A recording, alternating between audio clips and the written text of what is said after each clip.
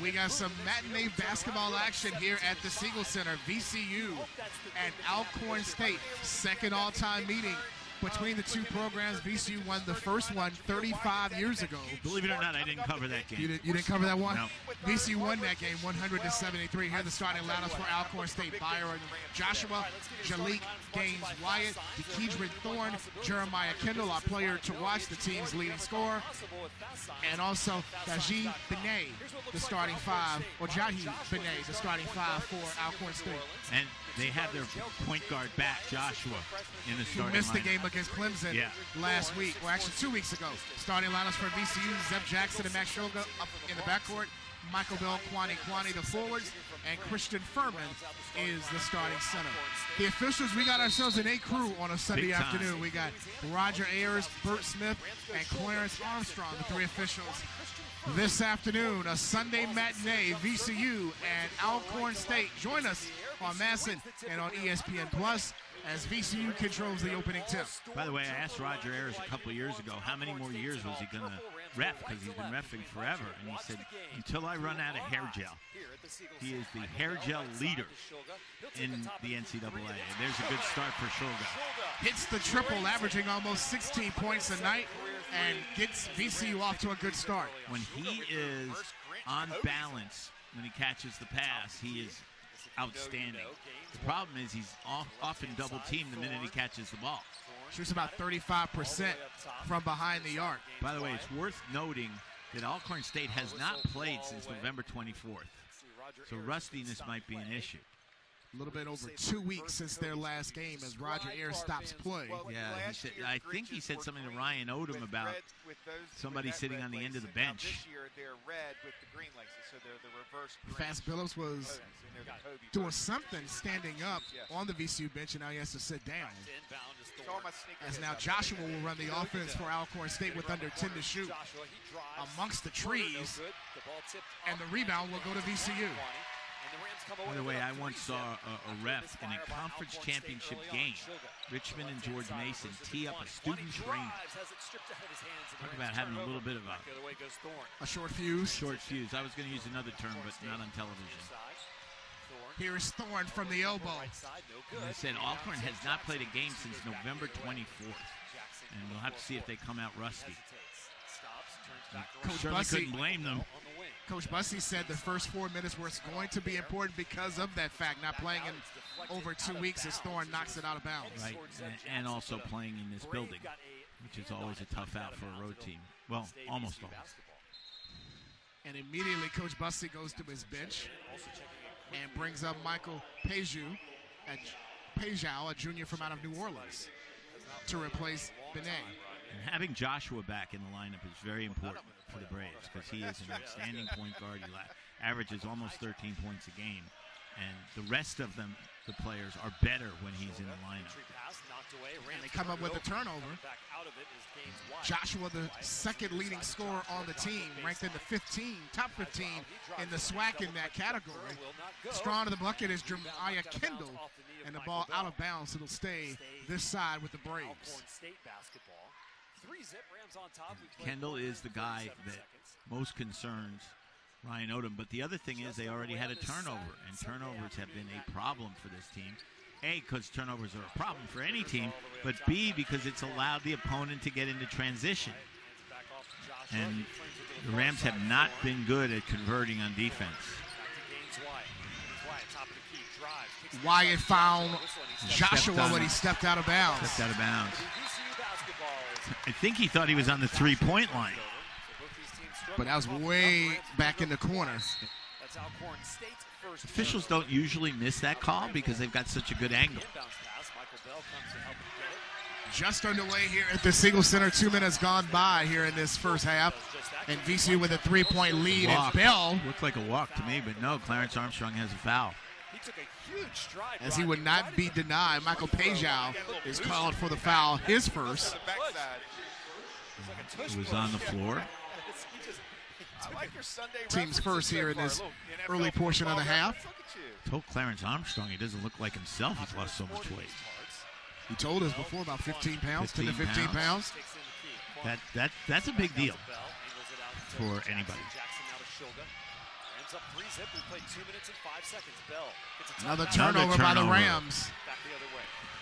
And here's Thorne taking it coast to coast.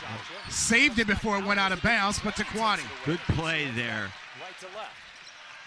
Here's Jackson in transition. By Shulga. Sorry, there's a foul. And bodies hit the floor. But good play by Shulga because he turned it over, but he hustled back and forced the air ball in transition. That's the kind of thing Ryan Odom's looking to see happen. Not the turnover, but the hustle. Pejao already now with 2 fouls in this first half. And that's a big deal. He hadn't played since the Michigan State game as he missed the last 3. Kwani misfires on the 3. Wyatt the rebound. Here's Joshua again attacking the rim. Bell clears. They're certainly looking to run. And Bell in transition right to the rim. Knocked out of bounds. It'll stay with VCU. Not a lot of looking up to pass on the fast break by either team so far. It's like everybody wants to go coast to coast. Stephen Bayard in for the first time for Alcorn State.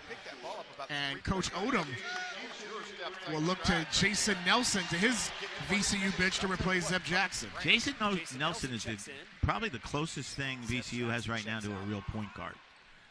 Shulga and Zeb Jackson have taken the reins of running the offense a lot, but they're the 2 leading scorers.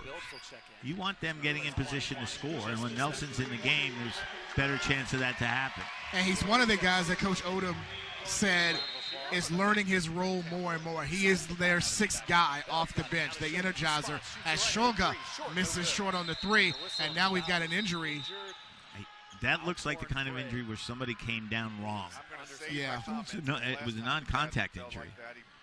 And that is Jalik. Those can be the worst. That is Jalik Gaines Wyatt, the Alcorn State freshman. Holding his ankle. And I think his knee as well. He may have came down hard, and he is in agony in front of the bench. That will be a huge blow for Alcorn State. They're already shorthanded, and now you're going to possibly lose Wyatt for the game. Well, it appears. And they're also bringing in VCU's trainer, and I think I see someone who's a doctor coming out too. Yeah. And that's never good to see. He's in a lot of pain. And you can hear him screaming on the floor as soon as he went down. Yeah. And I think I did hear him say, "My knee, my knee." And sometimes there's a lot of medical personnel out there right now. Let's put it that way. From both teams. From both teams. Tough break there, no pun intended. You hate to see this for anybody. You know, if it's a walk-on on one of the teams, you hate to see this happen. Yeah, Gaines Whitey started the last 2 games. The freshman from out of New York went to St. Anthony's up in New York, and with Alcorn State being shorthanded anyway, Coach Bussey said they're going to probably play 8 to 9 guys. Now you take a key part out of the rotation, and he is now up on his feet. That's a good sign. But they will carry him off the floor.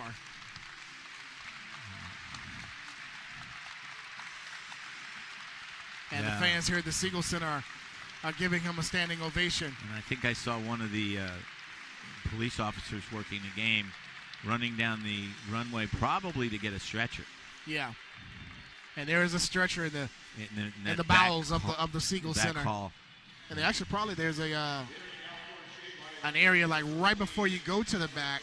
Right. And I think they are sitting him over there to check on him. But he was in immense pain as soon as he got on the floor. You heard it right away. It's just, and again, it looked like a non-contact injury, and those are always the worst. Yeah. You know, look at what happened to Aaron Rodgers. It's a non-contact injury. 4 plays into the game. 4 plays into the game. And I was just settling down. At first, I thought he may have landed on Shulga's ankle or Shulga's foot. Yeah, that's what I thought initially. But I think maybe he might have planted. And the knee went a different direction. But he immediately started screaming and said his knee. So. Well, the reason I didn't think it was anything to do with Shulga was he was just looking down, kind of baffled. He did. Like, what in the heck happened? And as we come back to action, VCU forces a turnover. And now Alcorn State has to regroup without one of their key players. Yeah, and mentally, that's really tough when you see one of your teammates carried off. Nelson for three, ring it up. That's a boost off the bench for the Rams, and a quick timeout here for Coach Bussey. And went right to his bench after Nelson hit that three. It's going to be a 30-second timeout. I think that's a really good timeout because it's not just that Nelson hit the three, but the sight of one of your teammates going off, being carried off. Catch your breath a little bit. Well, Coach Bussey said that first 4 or 5 minutes were going to be important. He hoped to have a lead right at that first media timeout, given the long break the team has had. It's been over 2 weeks. Right now, this is not a good start for Coach Bussey as they're down 6-0. They've been forcing the ball to the basket. I know they want to attack, but they need to look to pass a little bit more. And you saw what happened when VCU passed the ball. Open shot for Nelson, and he drilled it. Alcorn State has missed their first 5 shots, while VCU is 2 of 4, the last coming from Jason Nelson, who shoots nearly 50% from 3 coming into today. Now with that make, he is at exactly 15%, 14 of 28 from distance this season. That has a lot to do with shot selection, taking the shot when you're open. Here is Jeremiah Kendall, our player to watch for Alcorn State. And another miss for the Braves. They're 0 of 6 from the field. And they need Kendall to get going because he is their leader. Here is Nelson trying to create. That was not good shot selection. Cleared by Alcorn State. Still scoreless as we're almost 4 minutes in. Good overplay by Bell against Kendall. And had it blocked by Bell, and also a foul on the freshman. Well, the good news for VCU was that Bell did a good job denying him the ball initially. They want to deny him the ball in the post, but then when Kendall recovered and went to the basket, Bell fouled him. And they don't want to put Kendall on the line all day long. We've talked about the transfer portal a lot this season during our broadcast. Kendall transferred from another SWAC school. He played last year at Prairie View, which is where Coach Bussey used to coach as an assistant before he came to Alcorn State.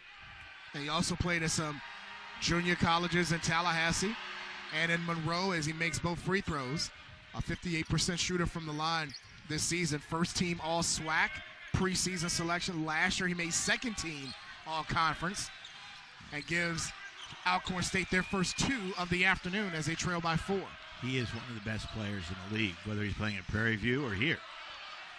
Billups with a step-back 3 to give VCU a 9-2 lead. That was a tough shot by Billups because the defense was very solid. That's why he had to step back. 40% three-point shooter this season is Fats Billups. Bayard has it. Good hands. Nice hands by Bell, knocked out of bounds. It'll stay with Alcorn State with 15 to shoot. The timeout on the floor with VCU leading by 7 on Masson and on ESPN+. Worse than that. Back here at the Siegel Center, 15:36 to go in the first half. And right now is VCU with 3 made three-pointers by Jason Nelson, Fats Billups, and Max Shulga. That has given the Rams a 9-2 lead over Alcorn State. Sean Robertson, John Feinstein, our entire Rams Unlimited crew here at the Stew. And while we were in break, we just saw coming back onto the floor, sitting on the bench with his right knee heavily braced, is Jalik Gaines Wyatt. So, well, I think it's a good sign that they didn't feel they needed to take him to the hospital. Yeah. Although that's one big brace. And off the inbound, VCU got whistled for a foul. It's on Toby Lawal, his first, and the team's second. But yeah, his brace goes from his upper thigh all the way to his ankle, and that's usually the sign of an ACL. That's what I would say, but I'm not a doctor, and I didn't stay at a Holiday Inn Express last night. So, whoa. Cameron Butler, his shot got stuck to the side of the rim, but the arrow will favor Alcorn State. That's the closest they've come to a field goal. Is having the ball get trapped on the rim. 0 for 7 from the field is Alcorn State. VCU 3 of 5 from behind the arc, 0 of 1 from inside the arc here in this first half. Here's Massonet inside and gives Alcorn State their first field goal of the afternoon. It's a nice move. He was able to get the ball up on the backboard to score over Shulga. Roderick Massonet. Here's Nelson. There's the head fake, and now Nelson open for 3. And the rebound knocked out by Alcorn State, and it will go back to VCU. You don't see Shulga that often pass up an open shot like that. But he felt like the defense got to him, so he shot faked and then passed it to Nelson. He's been playing a lot of minutes recently. Shulga's one of those guys, reminds me of a famous Jim Valvano lineman, Sidney Lowe. Was on his team in 1983, the national championship team. And Sidney was trying to dribble out the clock. There was no shot clock. And he came over near the bench and he said, "Coach, I need a rest." And Valvano said, "You'll get one, Sidney, as soon as your eligibility is used up." Shulga's a little bit like that for VCU. Billups misfires on the 3, and Bell tracks down the miss. They leave Jackson open for 3. And a rebound yanked down by Kendall. 7.5 boards this season. Good strong rebound there by Kendall. Byard faces up and hits over Bell. Byard just his 7th made field goal this season. And Alcorn State within 3.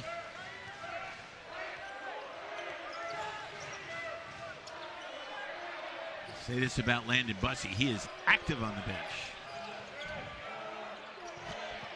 Here is Zeb Jackson. Nelson left open and hits another triple, his 2nd of the first half. Again, open shots often lead to made field goals. Good ball movement there by the Rams. Leading all scorers now with 6, and VCU has a 6-point lead. Here is Thorne for the triple. And knocked out of bounds by Kendall. It'll stay with VCU as Furman checks back in for the Rams, and into the game for the first time as Alex Sinkovich, the junior from out of Belarus, coming in for the Braves. So we've got one player from Belarus and one player from the Ukraine in the game. Played 2 years at Blinn Community College in Texas. It's a long way from Belarus. Long way. I've been to Belarus, but when I went, it was still part of the Soviet Union. That's how long ago it was. 10 to shoot for the Rams. Jackson inside and the wall for the finish. Nice look by Jackson. Toby Had Lawal. several of those the other night, didn't he? He sure did. Coming off a career performance against Memphis Wednesday night, 16 and 8. 7 offensive rebounds for Lawal in that 5-point overtime loss. Byard with a scoop. Retrieved by Lawal. Good double there that made the shot tougher for Byard. Good reversal, and it leads to almost a make by Billups. But Sinkovich grabbed the rebound. Alcorn State down by 8. Butler. Good defense. Taken away by Phillips. A 4-on-1. Billups right to the rim and is brought down by Joshua. He did get fouled there, no doubt, but I would have liked to have seen him slip the ball to the right-hand side. It probably would have led to an open layup. I think it was Fermin running with it. Joshua picked up his first. They cannot afford to have him get in foul trouble. Because you're already down one guy at least with Gaines Wyatt. He will not play the rest of the game after his injury. If he does, then we've got a story. But the other thing about Joshua is he's the point guard. Yep. Everything starts with him. Billups shooting 82% this season from the line. Had his big breakout game against Penn State in the Orlando ESPN Invitational, their MTE, during the Thanksgiving break as he makes both free throws. He had 13 in the loss against Memphis Wednesday, and you could see especially, John, after that Penn State game, his level of confidence continuing to grow. And that Penn State game it was and is the best win of the year for VCU so far. Cameron Butler Penn in and State out on the three. Beat Ohio State last night. Came back from down 15 to get their first Big Ten win. Lost at Maryland the other night. Tight game. Here's Jackson.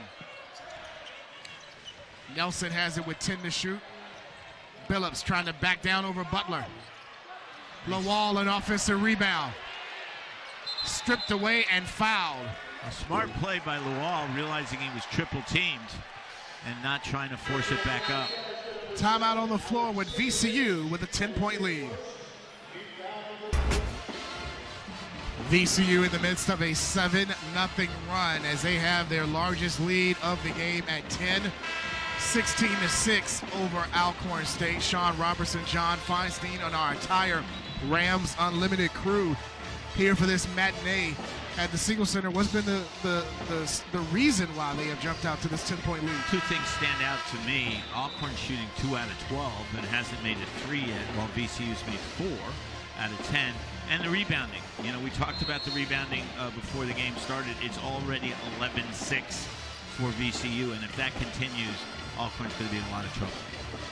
And Toby Lawal again active on both ends. He's got that kind of what coaches call a live body. Yep. And you can see it every time he jumps. He was our VCU player to watch during our pregame. Very smart decisions. Huh? Not bad. Not bad. Coming off that career performance against Memphis on Wednesday. Shot clock is under 10. Well, nice reversal there, although it was a tough catch. Jackson for 3. He got himself squared up, but couldn't drain the shot. And Joshua loses it out of bounds in front of his bench. Glad he did not hit Wyatt's knee. It was extended out. He didn't miss by much. Yeah, and Roger Ayers is telling him to be careful with that knee. He sprawled out of bounds, almost got him, but. And that's what you call a veteran ref. He's aware of everything. He's done a few Final Fours in his career. Several. That's a walk. We got an offensive foul. foul. They call the moving screen. Yep, offensive foul called by Clarence Armstrong. And that's going to be on Christian Furman. He said this is a veteran crew. The advantage of playing on Sunday is there are so many fewer games, and the top refs want to work. So they want reps just like the players want shots, right? Oh, even more, because the reps are worth money. Yes. Here's Kendall with a strong move. Nice move by Kendall there. And here's VCU on the run. Billups has called for travel. Yep. It was a good idea by Billups because he saw that the defense had gotten back and he wanted to drop the ball to Nelson at the three-point line, but he hesitated. When you hesitate in basketball as in life, you are lost. That was poetic. I was going to say. That's why you are a top-flight author. Because you can just pull it out just like that. Just like that. Line only used about 1 billion times, but okay. Alcorn State in need of a basket. They have been without a point for over 3.5 minutes. Well, remember, they hadn't played since November 24th. Joshua with a nice feed inside to Kendall. That's what he does very well. He sets up teammates. That's Kendall's first field goal, averaging just under 16 a night for the senior from out of the Bronx, New York. And really, Ryan Odom would have preferred his team not help on that play because when they helped, Joshua was able to find Kendall. You find Kendall inside, he'll score. Here's Kwani. Extra pass to Nelson. Shot clock is under 5. Jackson's got to heave one up for 3. Ring it up. How often does that happen? Team plays good defense for 33 seconds or 28 seconds nowadays, and then a guy shoots from outside his shooting range and it swishes. And those are the ones that hurt the coach the most because you play great defense for that period of time, and then what can you say to your players? You tip your hat to them. Yep. And Jackson, his first points of the afternoon. It's an 11-point VCU lead. Massenat Joshua with 1 to shoot. And tip to Sugar. Let's give credit to Jackson, not just for making the shot, but for being aware of exactly where the shot clock was. Sugar nice to the play. rim and uses the left hand for his 5th point. Well, when you can shoot like Sugar, a shot fake will generally create open space. Nobody came to help, and it was an easy layup. 21-8 VCU lead.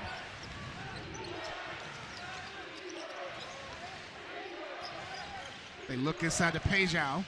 Nice spin and finds Kendall on the other side. Nice Great no-look play. pass. And Roger Ayers notices the net was caught up. Yep.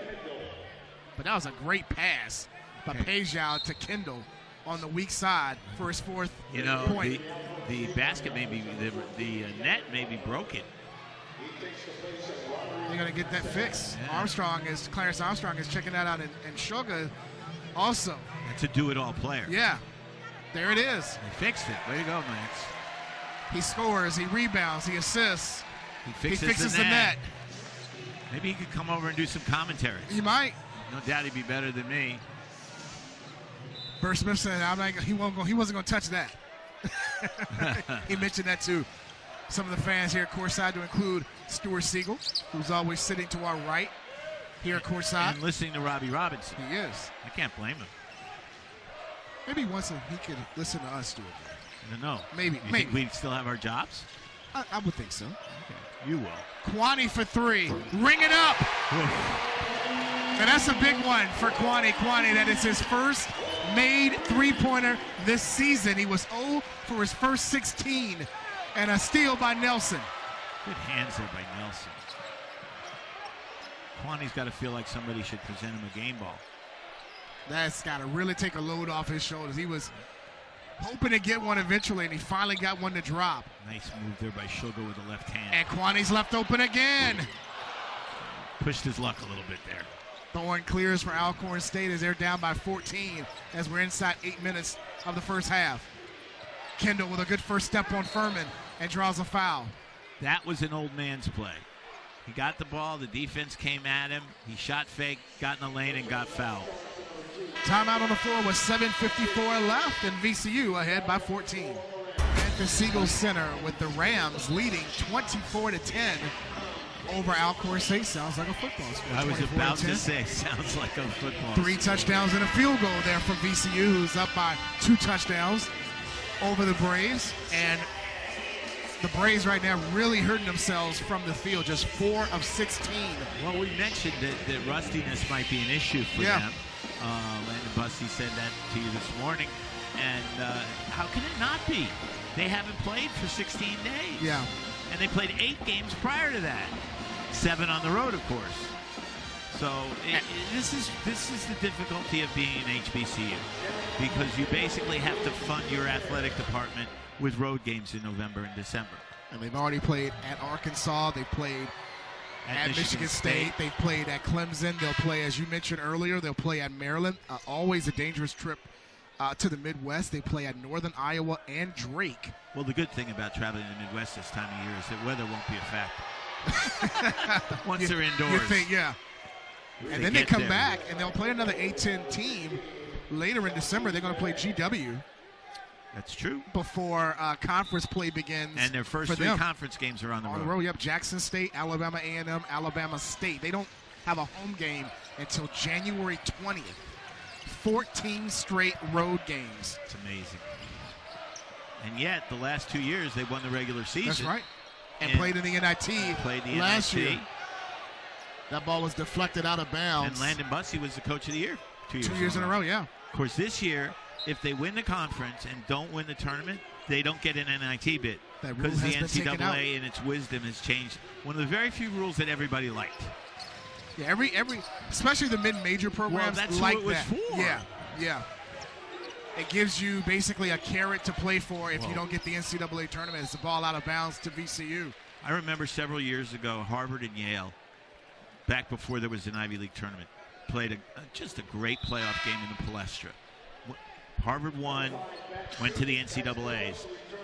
Yale lost and went nowhere. And that was one of the reasons the rule was changed, because Yale had tied for first. And if they had been the NIT team, they would have at least had an NIT bid. Right. Now, in that same circumstance, losing the conference final in the Ivy League, for example, the loser of the game could go 3 overtimes. Loser of the game goes nowhere. And that is unfortunate for those teams in those mid-major programs. Yeah, because the mid-major kids work just as hard as the kids in the power leagues. Ball recovered by Jackson and found Billups with a nice up and under. That was nice. And by the way, the mid-major kids don't get NILs. Not like the Power Fives. Not even close. 26-12, VCU with a 14-point lead against Alcorn State. Billups now with 7 to lead all scores in the first half. Here's Joshua looking to create and found Byard underneath for the basket. Again, nice pass by Joshua to set up the easy layup. And again, Max Shulga playing the role of point guard, with Nelson not on the floor. Byard with 4 now in the first half. Jeremiah Kendall leading Alcorn State, actually leading all scores with 8. Here's Shulga against Butler. Jackson with under 5 to shoot and goes right to the rim with the left hand. That's 2 for Jackson at the shot clock buzzer, and he steals the ball on the inbounds. And they will give it back to Jackson, reward him for making that great play off the inbound. He's now made a 3 at the shot clock buzzer and a driving layup at the shot clock buzzer. And a defensive steal. Off the inbound. Here's Billups. But he's never fixed the net. Not yet. Season's not over yet. That's true. Joshua has the mismatch. Kwani guarding him on the perimeter. Kwani's a tough guard, though, with those long arms. Little 2-man game. Joshua. Another nice pass. Inside to Benet. Score it and the bucket, plus the foul. It's at least Joshua's 3rd assist. They're a different team when he's effective. Billups called for the foul, his first and the 15th foul on VCU. Benet will go to the free throw line and complete a 3-point play as Michael Bell will return to the lineup. And he replaces Kwani. He's got his first 3 this year, 1 for 17. Actually 1 for 18. He missed the second one, but got that first one to drop. His percentage is way up. It's the old story about the kid who keeps taking threes, and the coach says to him, "Why do you keep shooting?" And he says, "Coach, I'm open." He said, "There's a reason you're open." There's a reason. 28-16, Alcorn State down by 12, forced a turnover, and they've got numbers 5 on 2. Here's Thorne for 3. It's one of those shots you have to make. Kendall, an offensive rebound, had it stripped on the way up and knocked out of bounds by Alcorn State. That's a bad lost possession for Alcorn State, because as you called it, they had 5 on 2. They got an open shot. They had a chance at a rebound, and they come away with nothing. Big break there for VCU, leading by 12. They've gotten hot from the field over the last few minutes. They have made 5 of their last 7. Needed to make a few. Here is Bell. Good stop by Bell to avoid taking a charge. Rebound to Kendall. Here's Joshua. Finding Kendall with a jump stop, and 2 more. Gets in the lane. He's not double teamed. He's really tough to guard. First player in double figures in the first half. He's got 10. He's averaging almost 16 a night. And he got off to a cold start. 10-point lead as we're almost at the 4-minute mark of this first half. And Sugar got bumped by Benet. No doubt. Benet was moving. When you're moving that way, you cannot make contact with the dribbler. That is Alcorn's 5th team foul. As they go back to their bench and go to Pejao to replace Benet. And here comes Nelson for some point guard help. Again, the Rams have been a little bit careless with the basketball the last couple minutes, and part of that is due at least to the absence of Nelson. They barely get it in bounds there. Great defense there by Pejao. And they leave Billups open for three. I was going to say that's awfully deep, but I was afraid. I knew that if I said it, it was going to go in. But he had a good look. He had it squared up look, but it's deep. Joshua into the lane. Offensive rebound by Pejao and scores. Good no call by the officials there. There was contact, but it didn't change the play, and I think Odom wants a timeout here. And he just gets it. He doesn't like what he's seeing in terms of his team on offense right now. Timeout on the floor. 3:38 to go in the first half, and Alcorn State back in it, down by 8. 3:38 to go in the first half, and VCU right now trailing, actually leading, I beg your pardon, 28-20. Yeah, don't tell Ryan Odom they're trailing. Forgive me, Coach Odom. But Alcorn State is in a 6-0 run. They're in the midst of a 6-0 run, and VCU has not scored in almost 2.5 minutes. And a lot but of they've been good looks. Well, when they don't turn the ball over. It's either been turnover or a good shot that doesn't go in. A good shot that doesn't go in, the coaches can live with. The turnovers that lead to transition, which was Ryan Odom's #1 concern coming into this game, that they can't live with. And that's why he called the timeout. And you have the true point guard on the floor right now, Jason Nelson, to move Max to really his true position, the shooting guard, the two position. And he hasn't gotten very many shots. Now Landon Bussey wants the ball inbounded from closer to midcourt because that's where Schulga was when he called the timeout. Tried to get it one over Bert Smith, and Bert said no, we'll get it right here in the inbound. And the game actually continues. And now here comes the trap on Nelson. So Landon Bussey's in shape.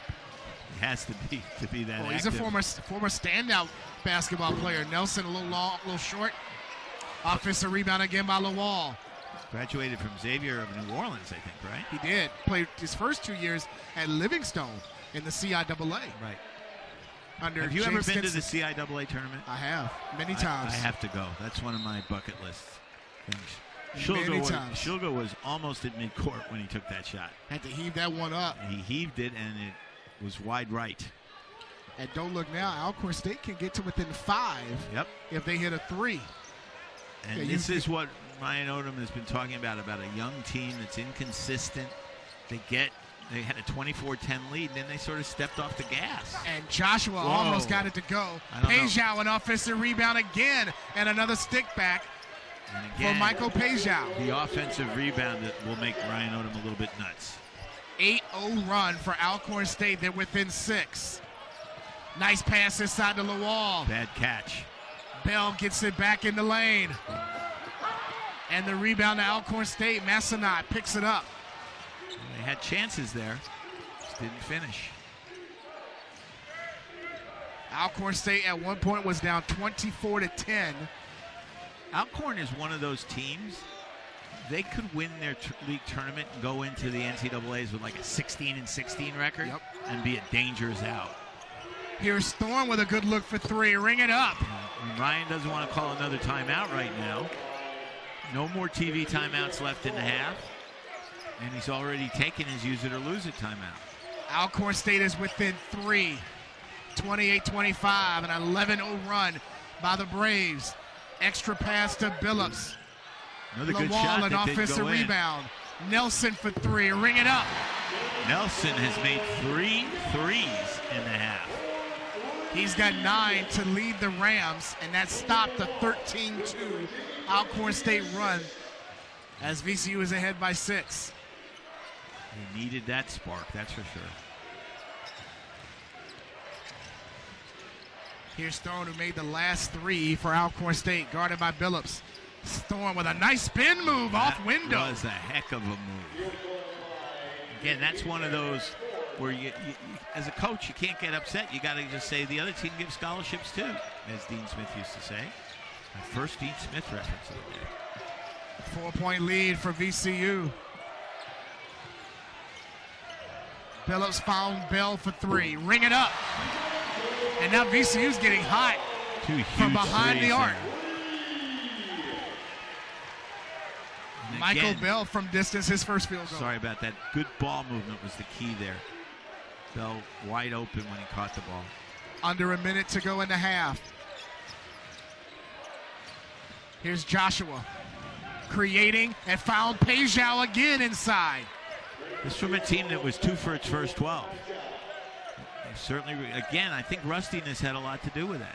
They're warmed now up you now. see, they're getting into a flow right now. Yep. They're within 5. VCU will hold for 1 here. Shot clock is off, under 20 seconds on the big clock.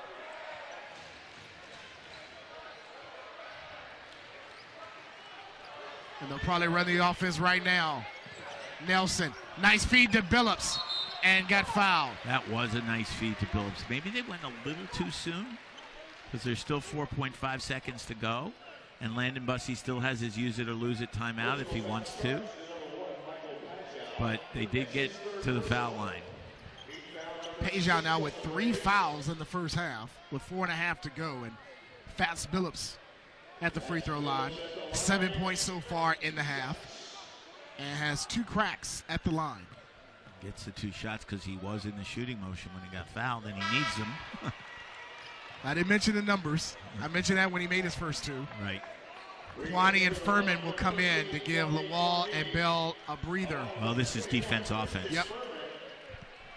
And they bring Jackson will come in probably for Nelson if Billups makes the second one. More size for the defense. Billups now with 8, and will take a seat for the final 4.5 seconds. We got a lot of size outside of Nelson. Sugar 6'5", Kwani is 6'9". They want Nelson on Joshua. Quick inbound, here's Joshua with 2. Joshua with 1. Thorne got it off in time. Wow, and Thorne wanted a foul. Bert Smith says no. And that's how the first 20 minutes will end. How amazing was it how quickly Joshua got the ball up court? Made it very interesting, but Alcorn State only down 6 as VCU leading 35-29. Back with our halftime activities from the Siegel Center right after this on Masson and on ESPN. About to start the second half at the Siegel Center. VCU with a 35-29 lead over Alcorn State. Sean Robertson, John Feinstein, our entire Rams Unlimited crew. Want to wish you a happy holidays as we're getting close. Absolutely. About, what is it, 2 weeks? To a little under? 15 days. Yeah. 2 weeks from tomorrow. 2 weeks from tomorrow. And Christmas on a Monday. That seems weird. Christmas is Christmas. Of course. Don't be the Grinch, John. Don't be the Grinch. I was about to say Hanukkah's going on right now, too. That's true. That's right. And my son, when he was 5, had a great Hanukkah prayer as we were lighting the candles. And there's Sugar starting the second half the way he started the first. My wife said, Danny, you want to say a Hanukkah prayer? And he said, yeah, I really do. And she said, go ahead. And he closed his eyes and said, oh, God, thank you for inventing Christmas. That's a good one. It's a great one. That's why we celebrate both holidays. There you go. Sugar has 8, and it's now a 9-point VCU lead, starting 5 for both, with the exception of Pejao for Alcorn State. He's got 3 fouls. He's back in to replace Wyatt, who, remember, was injured early in the first half. Right. Basket made by the Braves has pulled them to within 7, 38-31. Right there, a better start for the Braves. They were 2 for their first 12. Oh, nice steal there. Bad turnover. And here's Joshua bringing it up for the Braves, down by 7. Kendall leading the way with 10. Bell the rebound. It's a little outside of Kendall's range. He generally likes to get in the paint. Ooh, bad pass. 2 turnovers in a row for the Rams, and Ryan Odom is standing over there saying, could there be a better way to spend a Sunday afternoon? Number 9 for VCU. I was going to say, they had 7 in the first half, which isn't terrible, but it's not great. Alcorn State with 6 so far. 42% shooting in the game, rather, for Alcorn State. Both teams ended up the half 12 out of 29, and Alcorn State hit 10 of their last 17. But there's 1 of 5 from 3 as and Joshua. That's the difference in the game, the 3-point shooting. Joshua draws a foul on Jackson. Rams were 8 out of 20 in the first half, which is 40%, which is not bad. And Alcorn was 1 out of 5. But yet Alcorn State in it, down 7. Roger Ayers came over just before the second half started, looked at us and said, it's a ball game. Yep. Do not count them out. We've seen some HBCUs this year pull off some big victories as Joshua misses the three. Furman clears. And they've done it on the road. Norfolk State has done it a couple of times. And Shoga. Tough shot there. He thought he got fouled. Rebound, as he was crashed into Kendall to get that miss. Didn't look like the contact affected the shot. He just missed. Excuse me. Pejao left open. And Kwani. Good job by Kwani to get that rebound. It's basically a loose ball. Bell tried to pass and draws contact inside. See if that's a shooting foul or a non-shooting foul. He was on his way to the basket. It's going to be on Thorne, his first. On the floor. Yeah, he was looking to pass to Shoga in the corner. So a non-shooting foul for VCU right now. And you look at the first half, only 9 total free throws by both teams. I like the way they officiated the first half. And when there was contact that affected the game, they called a foul. When there was contact that didn't affect the game, they let the guys play. I always say you should officiate by advantage. Jackson with a head fake. And now we'll shoot for 3. Yep. Squared up, lefty swish. Zeb now with 8, his second from 3 in the game. And VCU back up by 10. They led by as many as 14. And Alcorn cut it to 3 at one point. Pick and roll. And they leave Joshua open for 3 and knocks it down. His first basket of the game. He was 0 for his first 6 from the field. Which is unusual for him. And they're within 7. Little zone action here from Alcorn. 1-3-1, which we don't see a lot. Kwani open in the corner, hits another triple. He's on fire. Kwani's 2 for 4 from behind the arc today. He's got 6, and VCU back up by 10. Nice pass to Benet and scores. They pass the ball very well. First, at the start of the game, they were dribbling constantly into double teams, and they called a quick timeout, changed their offense, and they've been a heck of a lot more effective. Back to within 8. Bell for 3. It's good passing there. He just line drived it. Furman had the rebound and had it lost, taken away. Joshua. Stop the shooter, stop the ball. Well, they stopped it, but with a foul. And they're going to get Kwani with the foul, and that brings us to our first media timeout of the second half with 15:54 left in the game. VCU with an 8-point lead. You're watching VCU basketball on Masson and on ESPN+. 15:54 left in the game, and VCU with an 8-point lead over Alcorn State. Sean Robertson along with John Feinstein, our entire Rams Unlimited crew here at the Siegel Center. And I just caught a glimpse across the way. The commissioner of the Atlantic 10, Bernadette McGlade, is here in attendance this afternoon. Well, not a very long trip for her from Virginia Beach. And of course, the A-10 is moving its headquarters to Washington, D.C. That's right. And Bernadette's retiring at the end of this school year. That's right.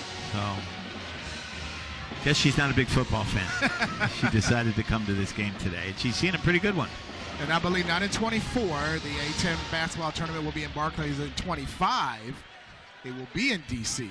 at Capital One Arena. And if they get me parking, I'll go. That's the magic thing for me. We'll ask Bernadette after the game. Bernadette's going to be retired. Well, for the next for this year, yeah. No, yes. This year, though. Oh, okay. For Barclays, Jeremiah Kendall continuing his hot shooting, now with 12. Nice little hook shot. Sort of a lost art, isn't it? 6-point VCU lead. Fast Billups in for the first time this half for VCU. Along with Toby Lawal, first appearance of the half. Shoga with a head fake. Nelson back taps it to Bell. Sugar's missed a lot inside today, hasn't he? Yeah. They leave Bell open for three. Backing up. He was off balance. Another rebound. Yanks it down and throws it down. Well, we just commented on the fact off air that the Braves had done a good job. And now, by the way, Kendall is limping on the boards, closing the gap to 21-17. And then Lawal said, oh, I don't like that stat. Great offensive rebound. The dunk was easy. That's Toby's fourth offensive rebound in the game. He's coming off a performance against Memphis where he had a career-high 7 offensive rebounds. He has that length and quick jumping ability. That's not a good shot, but the shot clock was about to go off. Bell and the offense got a 4-on-2 break. They find Billups. That's the way you run the break. Find the trailer. He's bound to be open. Billups now with 10, and it's a 10-point lead again for VCU. Landon Massey wanted to travel on that play, but wasn't going to get it. Joshua into the lane. Got fouled. No sign of a goaltend on that play. No, that wasn't a goaltend. The block was clean. The foul was real. Nelson, his first foul and the team's third in this half. And Joshua, who had struggled before the second half, he was 0 for his first 6 from the field and has 3 points on 1 of 8 shooting. I know he has struggled to shoot, but you can see he's a very good player. He'll be a dangerous point guard in SWAC play.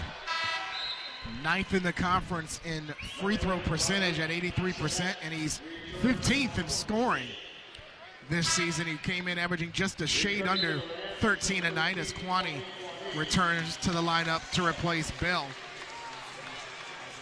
One of the best in assists. He's 7th in the conference in assists, has the 8th best assist to turnover ratio in the SWAC.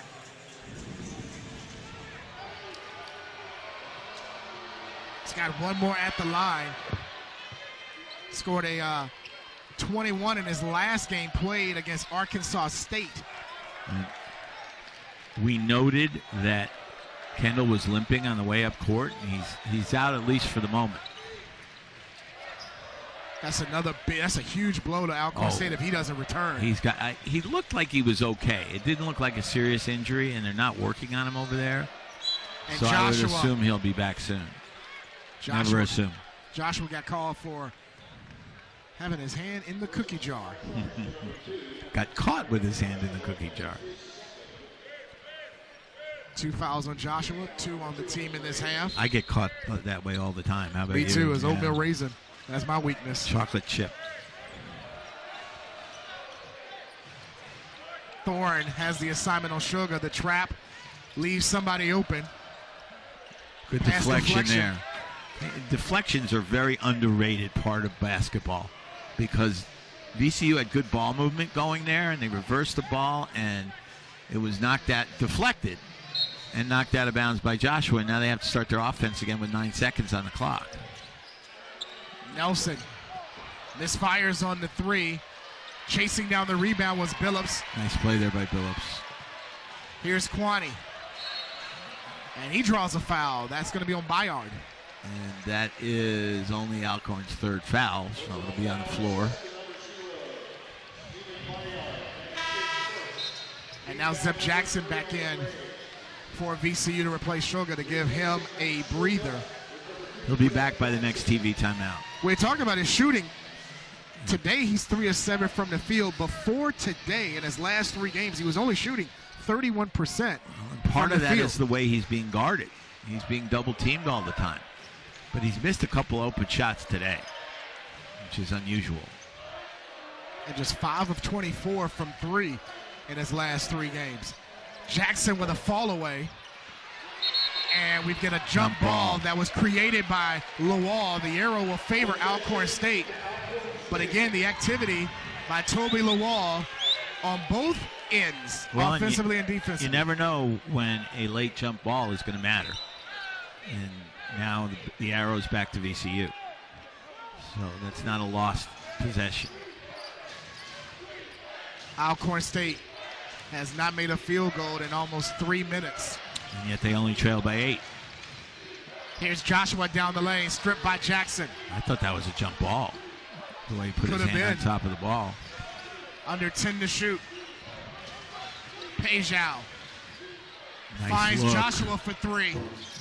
He really is cold today. That's the kind of shot you expect him to make. Wide open from the three-point line. Out of bounds to VCU, and it looks like Kendall will come back in. Not on this dead ball, but the next dead ball. As they go with Cameron Butler and Jahi Benet.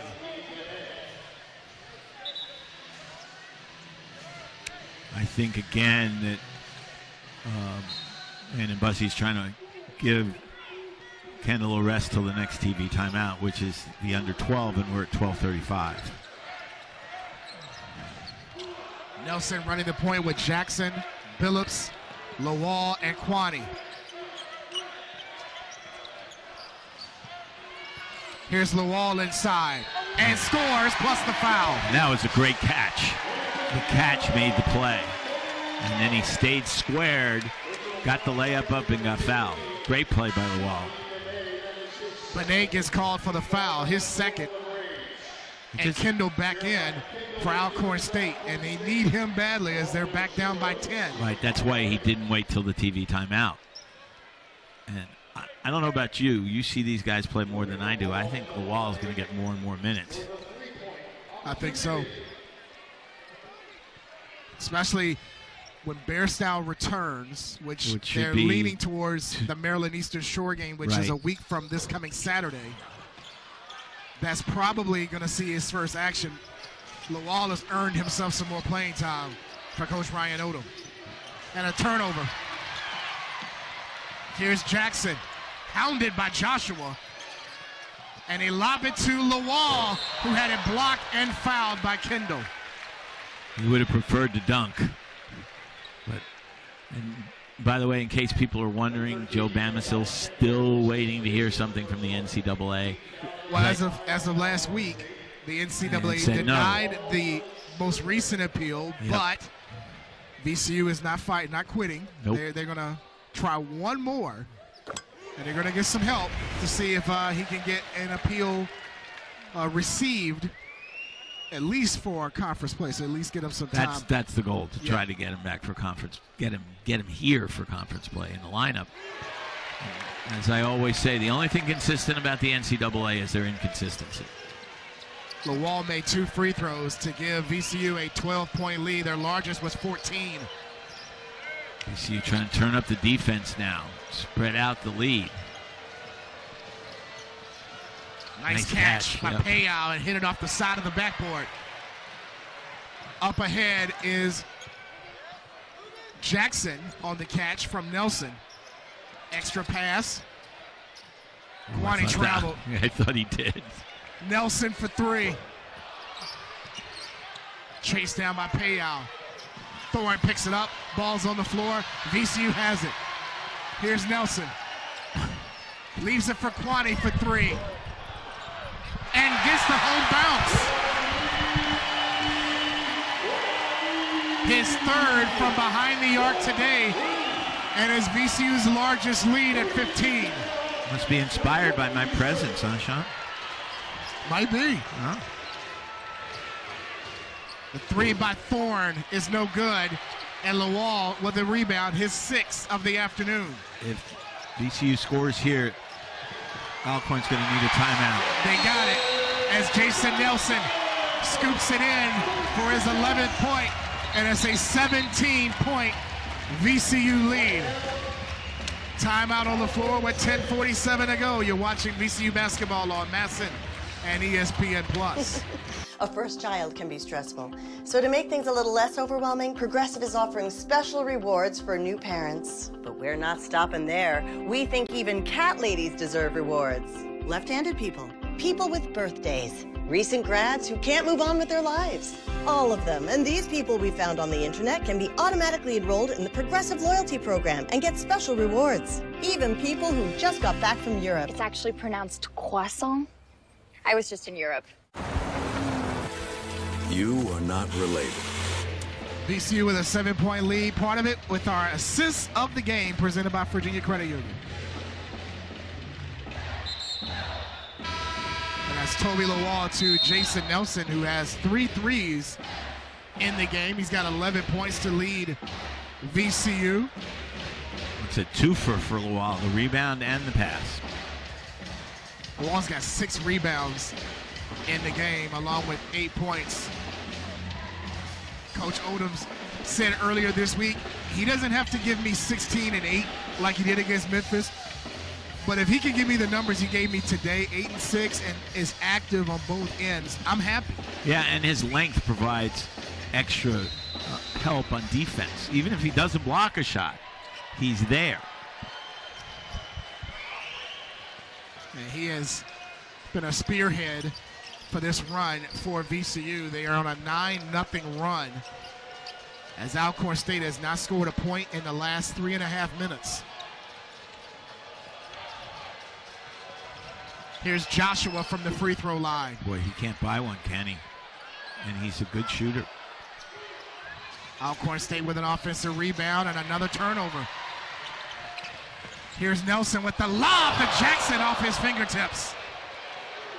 How high did Jackson go up for that? Very. That's my keen basketball analysis. He went up very high. Here's Byard. That was good defense there. And forced him to back up. Lawal with another rebound.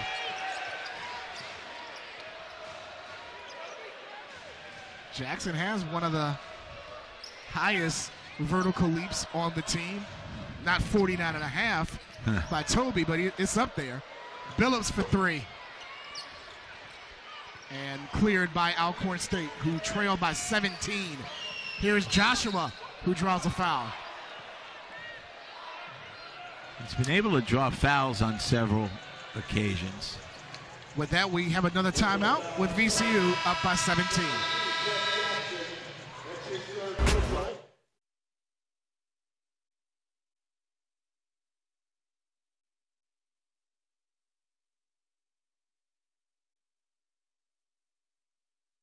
On Alcorn State, 57-40. Sean Robertson along with John Feinstein, our entire Rams Unlimited crew. This is the continuation of an 8-game homestand for VCU. They don't leave the state of Virginia until January 13th, when they travel to LaSalle in conference play. Their first 2 home games in conference, GW and also George Mason. They'll go to George Mason on the 9th, but there's a look at the upcoming schedule. John and I will be back here this Saturday when Temple comes to town, and then they wrap up the calendar year with 2 home games against Maryland Eastern Shore and Gardner-Webb before the real season begins against St. Bonaventure. Right. And you mentioned LaSalle, a pleasant surprise so far. In their last 3 games, they played triple overtime with Temple and lost. They played overtime with Penn and won on a 40-foot shot at the buzzer, 93-92. And they beat Loyola Maryland Wednesday night by 1. So Fran Dunphy at 75 is aging rapidly. And he won his 600th. Won his 600th a week ago today against North Carolina A&T. One of the great guys in coaching. Joshua made both free throws to pull the Braves to within 15. 10 to shoot for the Rams. Jackson had it stripped by Joshua. He dribbled into triple coverage there. And Joshua on the move, That's and it was blocked by Kwani. They did not call goaltend. I'm shocked. And Coach Bussey is hot at Roger Ayers about that. He's hot at everybody in the world right now. And he got teed up. Yeah. I don't blame him for being angry, because I thought that was goaltending too. But you can't overreact. You have to go over and say, "Hey, what was that?" But he went crazy. He certainly did. And Roger Ayers is not an impatient ref. There are refs who are quick with the tee. Roger's never been one of them. He says something to each official. Clarence Armstrong, Bert Smith, who was near Alcorn's bench, and also Roger Ayers, who was on the baseline. He was more upset with Ayers. And I don't know why, because that's really not the baseline ref's call. No. It's a trail. He's just upset with everybody. He may be upset with you and me. I don't know about that. Well, I said it was goaltending. I thought it was too. It went off the backboard, and I thought it went off the backboard, and Kwani tapped it. Yeah. But Sugar makes both free throws on that. to make it a 17-point lead again, 59-42. Not good timing when you're down 15 to get teed up. Coach Bussey was at the entire bench stood up. Well, again, understandable. Yeah. I mean, it looked like goaltending to me. So a reset for Alcorn State on the technicals. Joshua comes up short. 1 for 12 now. And the ball comes all the way back to Alcorn State's Michael Pejao to reset.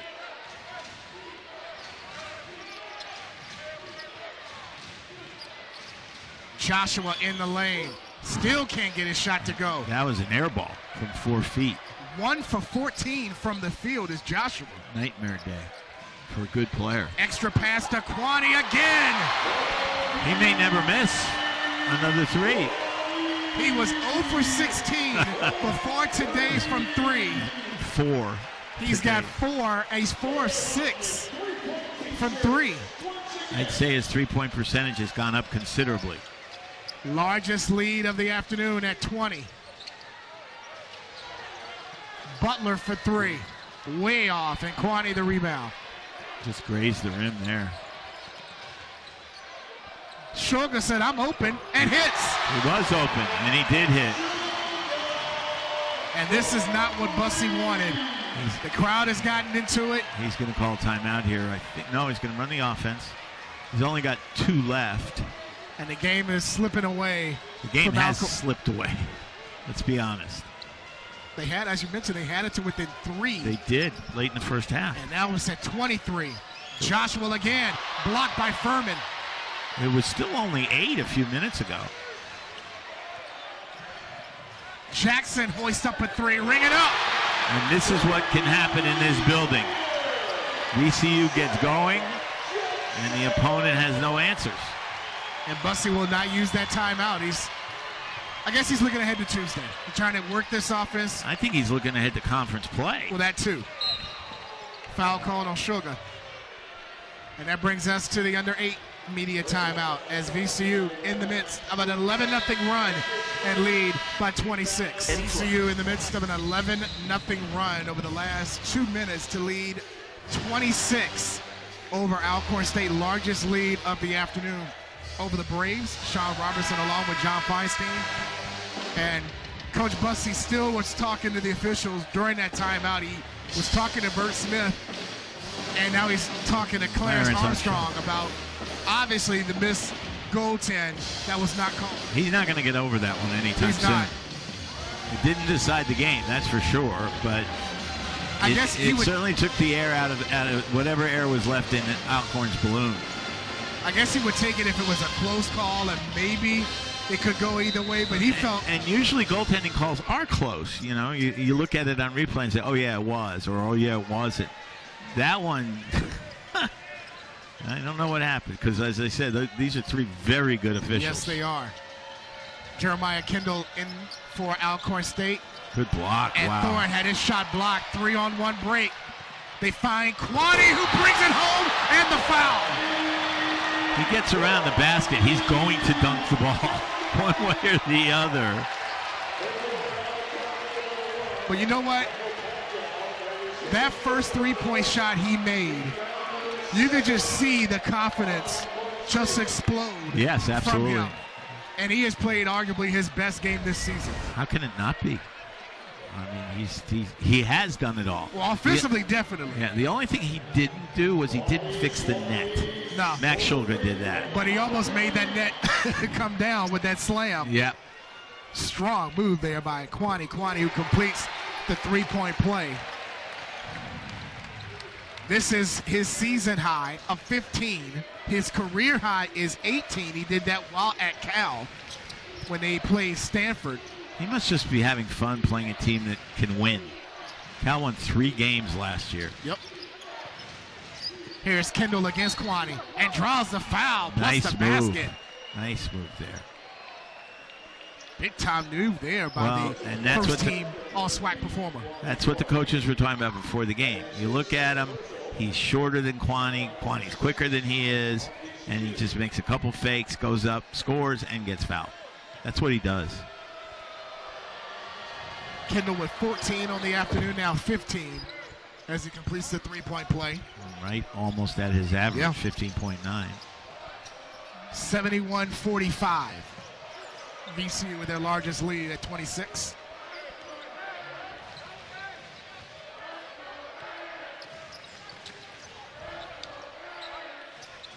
Furman, nice cut by Jackson, and he took a shot in the back. Twice. Man. Got hit from the front and the back. Yeah, the officials had to choose which guy to call the foul on. Kendall got called for it. His second and the team 8th. Yeah, 1-1. So Zeb Jackson is at the line. He's got 11. We already have 4 players. Check it, 5 players in double figures for VCU. Nice balanced scoring for the Rams this afternoon. Normally at this point in the game, I say, well, these 1-on-1s are going to be critical, but not today. Jackson now with 12 on the afternoon. Sugar has 13. Kwani 15. Nelson 11. Billups with 10. That's 5. That's 5. They had 5 in double figures in the loss against Memphis Wednesday night. But they gave up 85 when it got into overtime. They've only given up 45 today. Huge turnaround defensively for VCU. They've outscored Alcorn State 38-16 in the second half.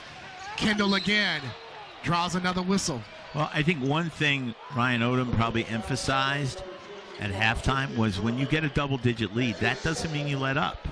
It doesn't mean you say, oh, okay, we got a double-digit lead, because they did let up. And it allowed Alcorn to climb back into the game. Cut it to 3, and they were only down 6 at the half. A little bit like Army's defense there at the end yesterday against Navy. They kept backing up until Navy was a foot from having a chance to tie the game. The prevent defense. Prevent victory, I call it.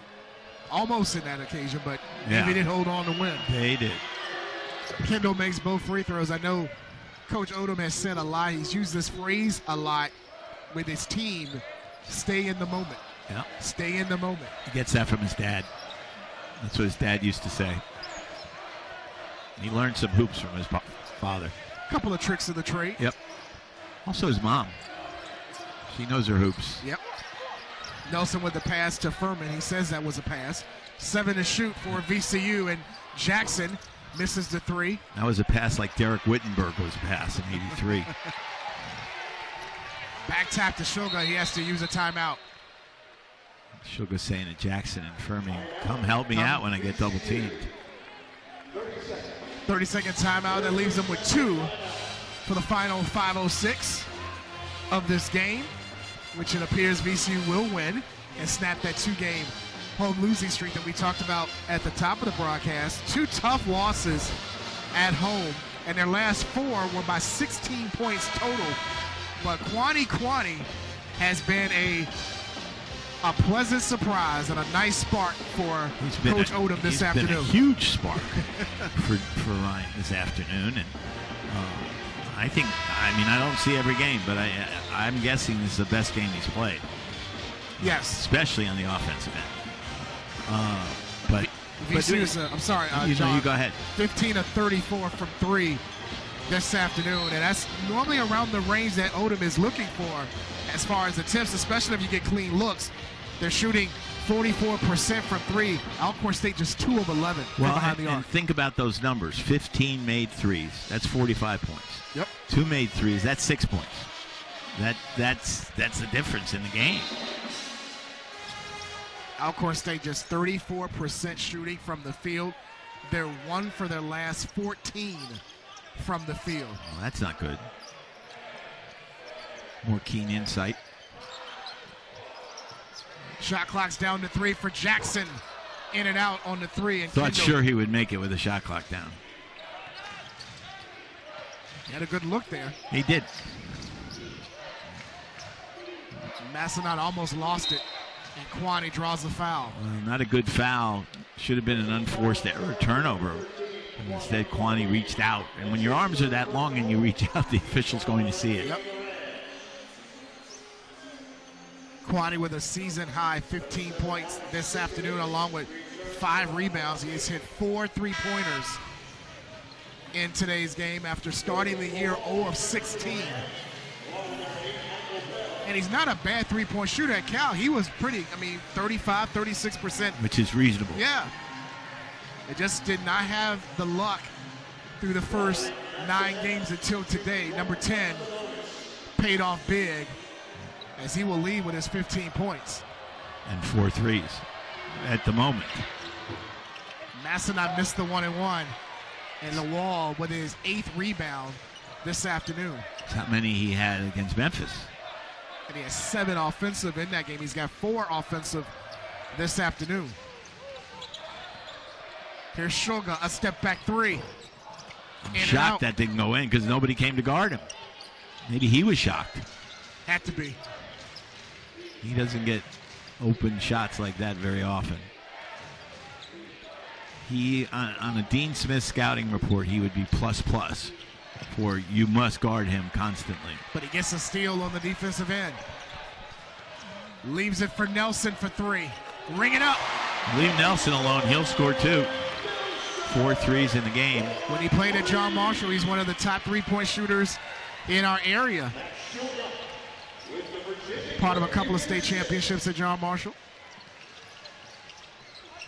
29-point lead as Bell picks up the foul, and that brings us to our final media timeout with 3:37 to go. VCU up by 29.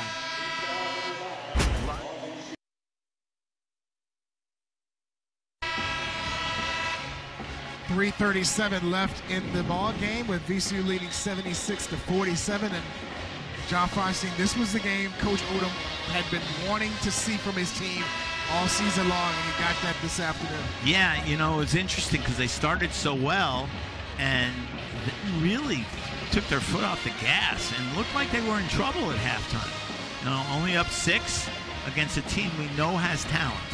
In spite of their record, they have talent. They will be a factor in the SWAC, no doubt in my mind about that. They're well coached, and VCU, about 8 minutes into the second half, just exploded. And Alcorn stopped making shots, and now we have a blowout. Pejao at the line for Alcorn State, hits the first.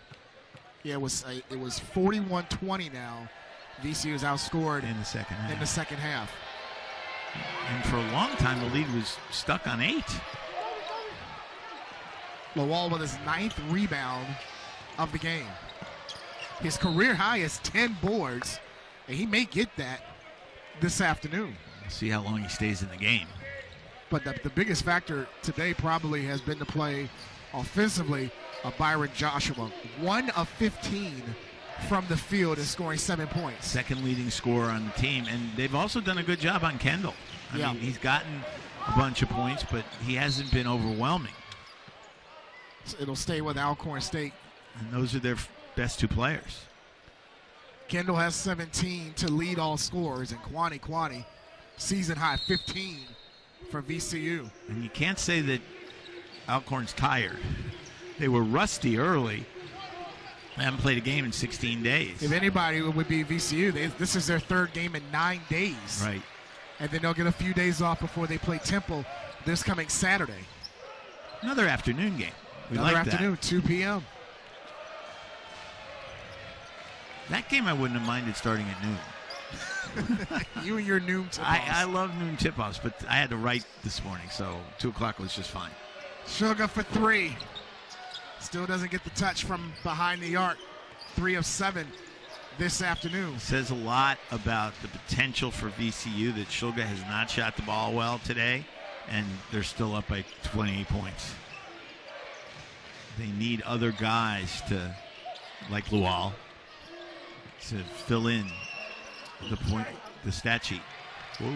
Another miss by Joshua. Another rebound by Lawal. Here's Jackson inside. Draws a blocking foul, plus a chance at a 3-point play.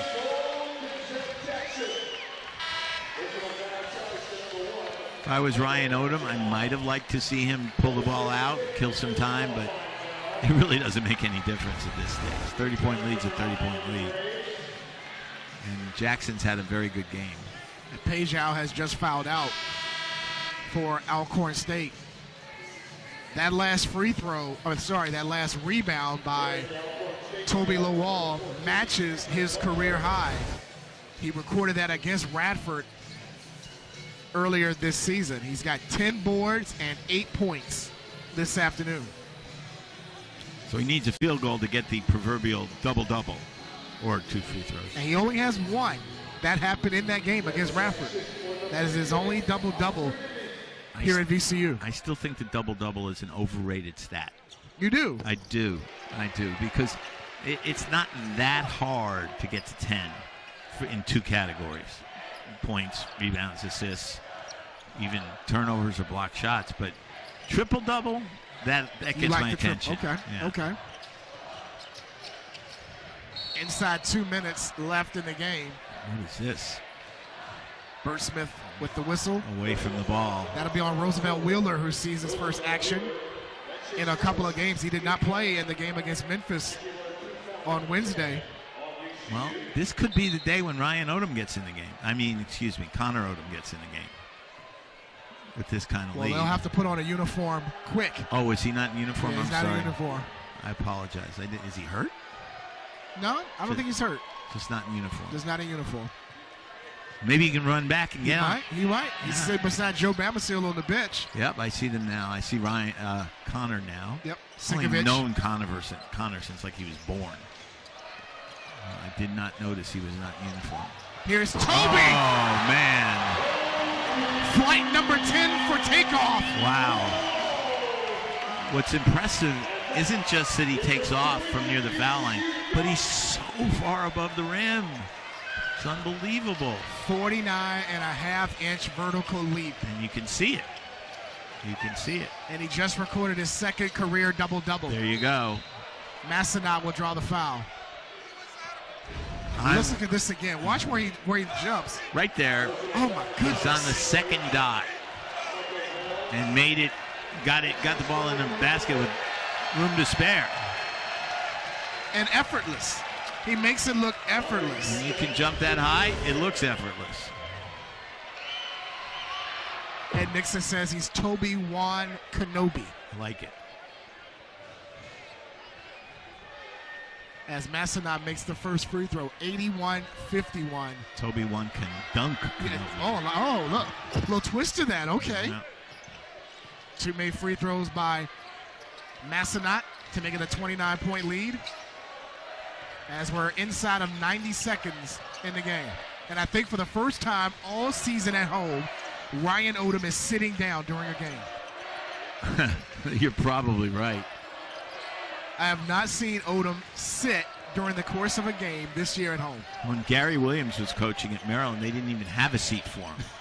He was on always the bench. standing. He was always standing or crouching. Nice pass to Jackson inside and scores. That was a nice pass.